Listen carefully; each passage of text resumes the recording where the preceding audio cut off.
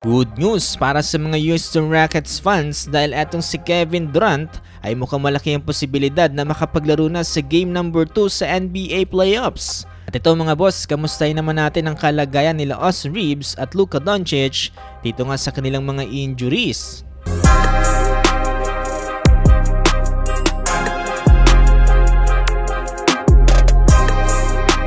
Tagumpay na nanalo etong ang Los Angeles Lakers dito nga sa naging Game 1 ng NBA playoffs na wala etong sila Luka Doncic at Austin Reeves. Big thanks para sa veteran player na si LeBron James sa shooter na si Luke Kennard dahilan para masungkit ng Lakers etong ang unang panalo. Pero that time kasi ay hindi naman nakapaglaro etong si Kevin Durant dito nga sa Game 1. Ito ay matapos nga biglaan na ilis etong si KD bilang questionable for Game 1.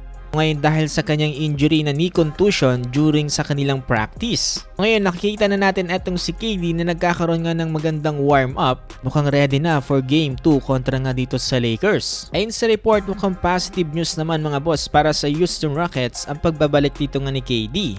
And dito sa reporter na si Ben Dubose ay mukhang malaki na nga daw ang chance na itong si KD ay makakapaglaro na dito nga sa game number 2. Dahil mukhang unti-unti na nga rin nakarecover itong si KD matapos nga mag-bump itong tuhod niya dito nga sa isang teammate during sa kanilang practice. Sabi rin dito ni Coach Ime Udoka na itong injury nga daw ni KD ay possible na isang game nga lang daw ang itatagal. For sure nga daw na kapag bumalik na itong si KD ay naka-limited time of playing pa lamang ito.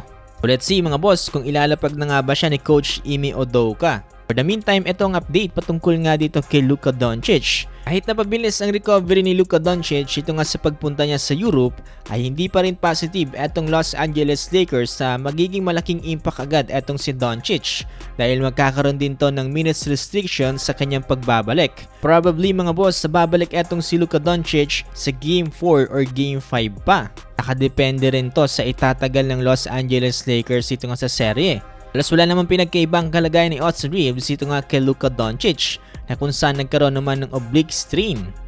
Ayon nga dito sa report na possible 4 to 6 weeks ang itatagal dito nga ng pagpapagaling ni Austin Reeves. Kung sakali naman daw na mapabilis eto nga ang pagpapagaling ni Austin Reeves ay may possibility naman na makabalik naman siya para nga sa game number 5. Pero gayon pa man mga boss, no, nakadepende pa rin yan sa Los Angeles Lakers kung ano nga bang kanilang magiging performance at kung makaabot po nga ang dalawang players dito nga sa NBA playoffs. Pero kung sakasakaling makabalik na etong si KD ay magiging malaking problema na rin to para nga sa Los Angeles Lakers.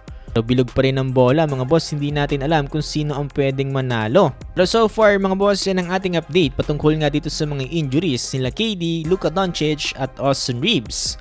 Magtatapat nga pala sa Game 2 etong Lakers kontra sa Rockets sa Wednesday, April 22, 10:30 AM PH time. Kung gusto pa na more basketball updates ngayong NBA playoffs ay huwag niyong kakalimutang i-follow itong ating page.